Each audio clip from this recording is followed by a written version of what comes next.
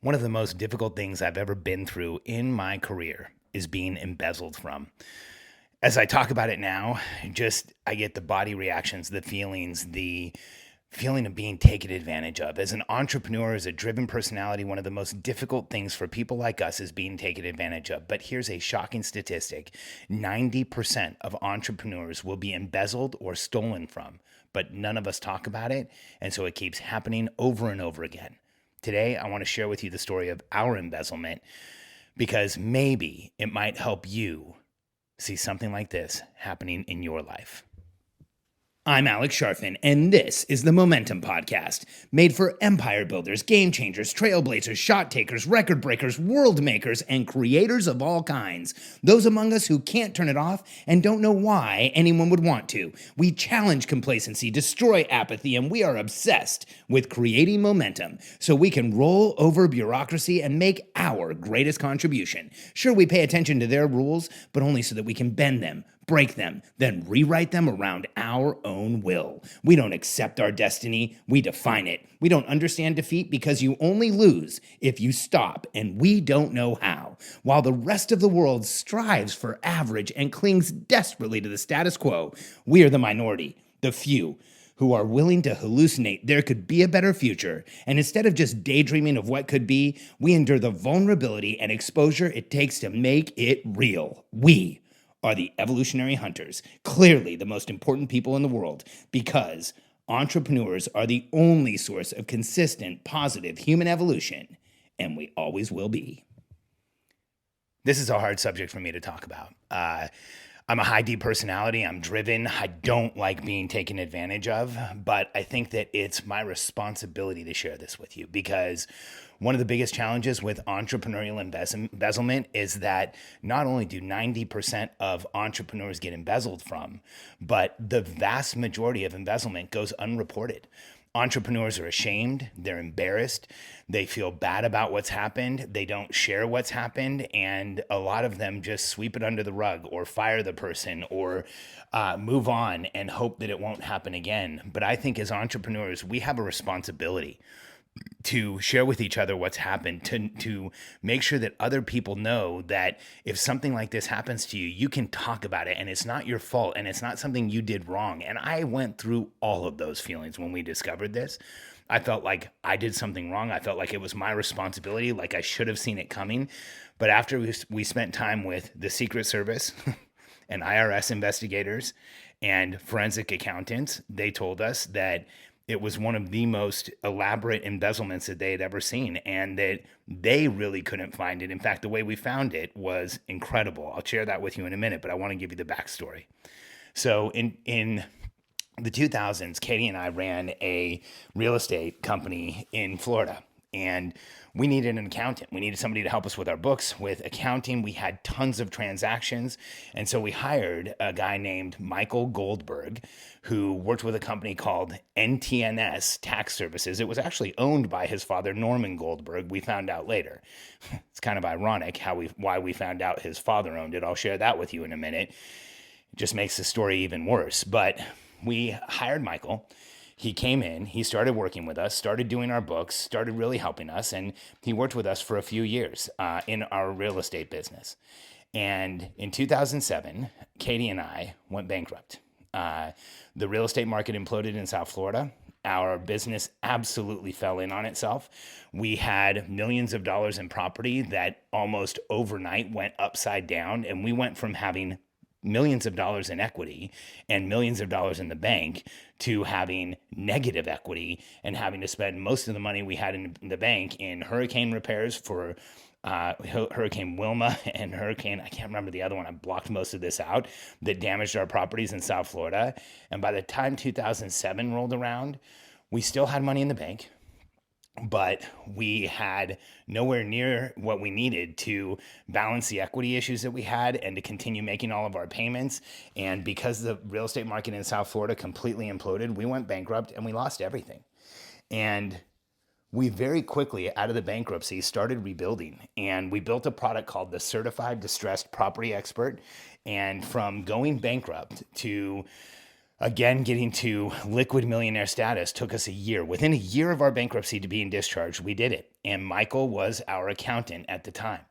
And our business exploded. It started growing like crazy. Michael was helping us with the books. And I remember during one point after the bankruptcy, because he watched us go through bankruptcy, he watched us go to the place where we didn't have enough money to buy groceries. And then he watched us rebuild.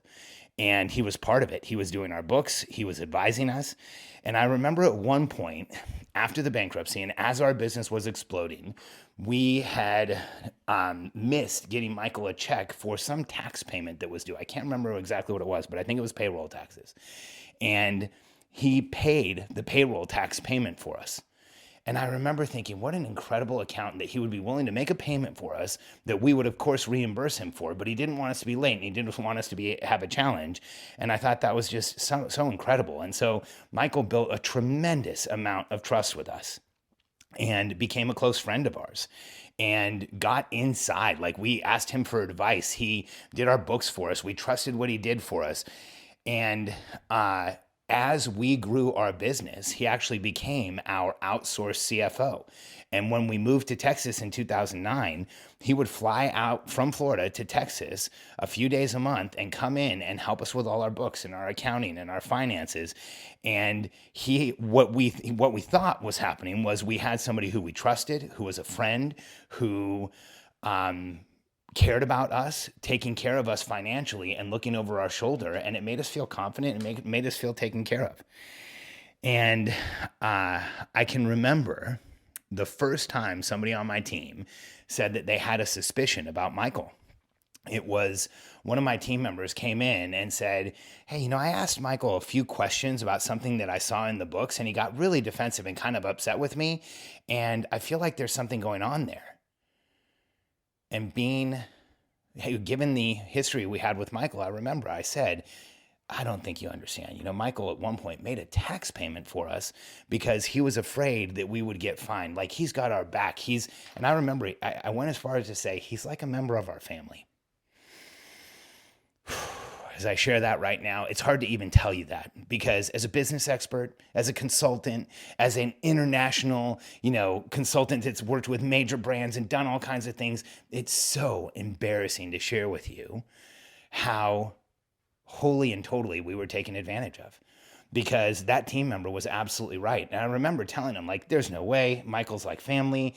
I actually got a little irritated with them and frustrated with them. And I remember them saying, hey, I thought you'd react like this, and it's probably nothing. And, Michael, we see Michael all the time. We know you and Katie are really close with him. And I'm sorry I brought it up. And a couple weeks later, that same team member came back in and said, hey, Alex, I have to talk to you. And here's what's so crazy. He said, his name's Elliot Boney, and he's a certified genius. He lives here in Austin. He works with a friend of ours who used to work with us. And Elliot said, I have to talk to you. I'm looking at the books again. And the closed numbers for last month changed in our bookkeeping software. And I said, what do you mean the closed numbers for last month changed? The totals changed? And he said, no, the totals didn't change, but some of the numbers within the totals changed, and it feels really suspicious. And I said, well, okay, I need to look into this, because there should be no reason that numbers in closed books are changed for any reason. And we went in and we looked at it, and here's how Elliot figured out the numbers had changed. He had looked at a P&L at one point on a screen with Michael, and then he looked at it again, and he had remembered what some of the numbers were, and he knew that they had changed. So we got into the accounting software, and we found that Michael had been embezzling money by overbilling us for taxes. We were making and this was our mistake, we were making our tax payments to him, and he was making the payments to the IRS for us.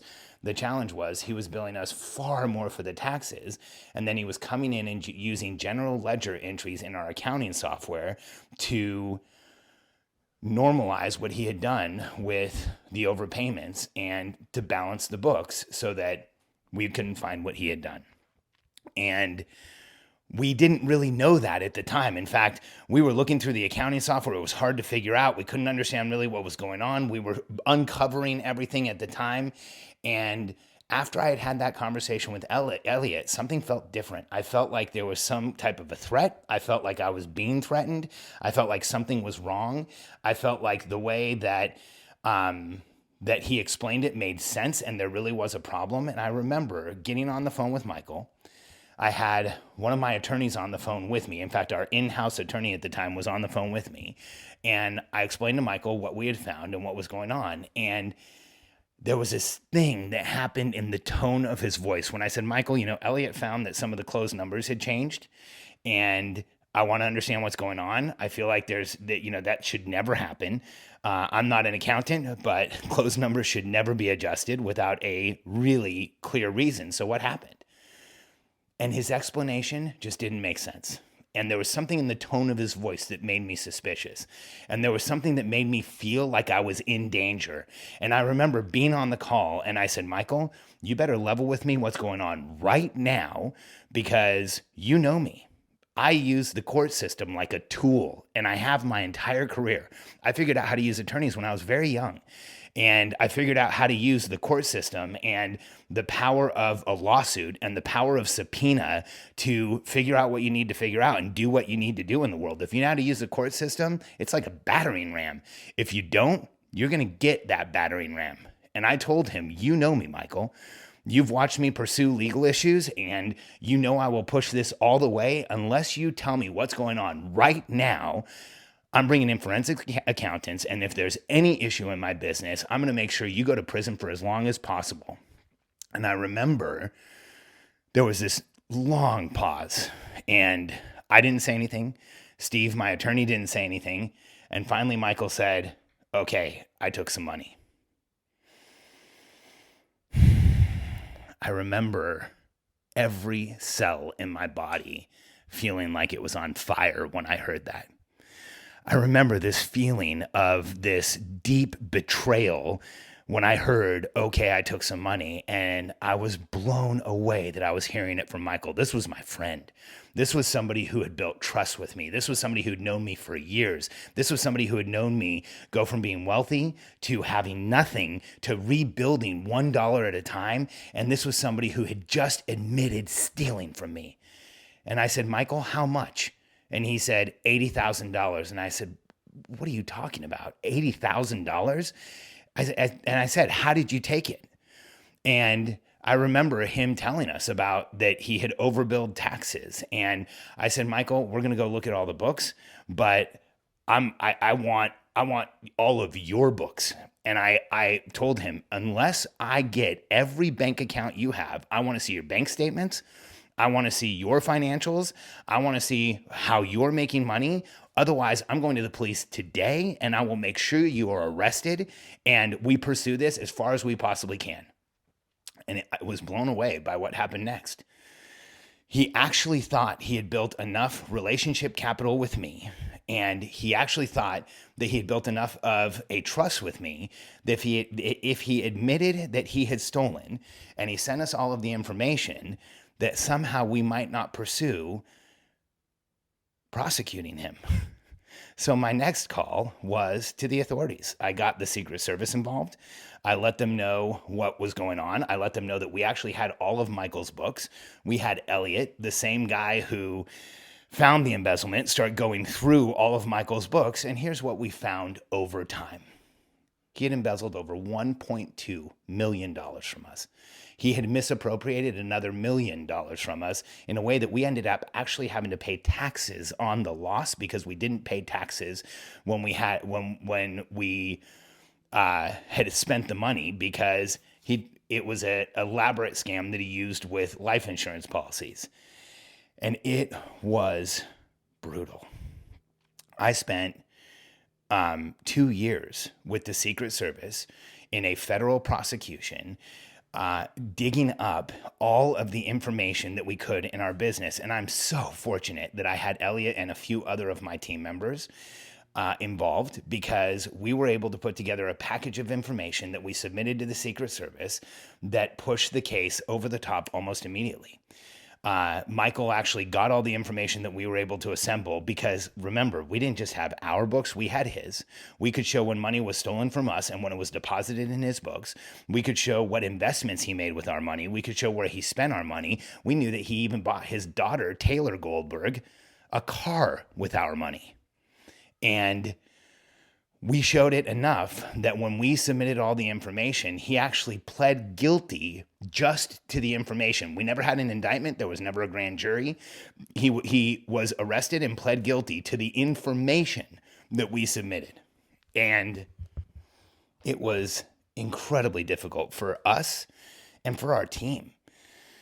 The bookkeeper who worked with him internally on our team ended up having to go down to the Secret Service and sit in an interrogation room and answer questions. We ended up having to prove that Michael had faxed us all of his paperwork at an Office Depot, and the Secret Service had to go to the Office Depot and get the videotapes to prove that he was the person who had sent everything. We ended up in a federal court, and I remember the day that we were there for Michael's sentencing. I thought it was going to be this relief. I thought it was going to feel better. I thought it was going to make me feel like I had accomplished something. And we were sitting in the audience of the courtroom, and he was walked in wearing black and white prison stripes in shackles, which was somewhat satisfying. And the judge sentenced him to over 4 years in federal prison. And I remember feeling this moment of relief and thinking, like, that's exactly what should have happened. And then when I walked out of the courtroom and went outside, I felt like this overwhelming feeling of panic. Because even though we had put him in jail, even though we had finished it, even though we had pursued it all the way through, it still felt so threatening, and I felt so violated. And it was like once the case was over, I finally felt all the feelings that maybe I had been suppressing, or maybe I had only partially been feeling, but I finally felt all of it, and it was devastating. I ended up in EMDR therapy for months, just to be able to calm down and stop looking over my shoulder and stop being so reactive and stop being angry at everybody around me. And I think that's why so many entrepreneurs don't do anything about embezzlement. It's because we feel threatened. It's because we feel like if we do anything about it, it might get worse. It's because we don't want to feel exposed. We already feel vulnerable. But here's what I can tell you. Putting Michael in jail was one of the most important things I've ever done in my career. In fact, here's the irony. Once we had found out what Michael had done, and we met with the Secret Service, I remember the day that Dave, our Secret Service agent, I had my own Secret Service agent. I remember the day that Dave came into our office, and he told us that Michael was actually a repeat felon. He had actually been prosecuted for a federal crime before. We found out that Michael had actually been the CFO at a company called Happiness Express that was a toy manufacturer where he had allegedly and then pled guilty to inflating their stock price and capitalizing on inflating the stock price and making money from it. And out of the several people who were prosecuted from Happiness Express, Michael was the one who spent time in jail, who not only pled guilty, but spent time under probation and I believe even house arrest. So not only was it me who got taken advantage of, but it had happened before. And I remember thinking how incompetent I felt. And I remember feeling like I was such an idiot. And like, I felt incompetent. I felt like a fraud. I felt like a complete failure because of what this person had done to me and to my family and to Katie and I and to my team and to every person who worked in our business. It almost put our business out of business again.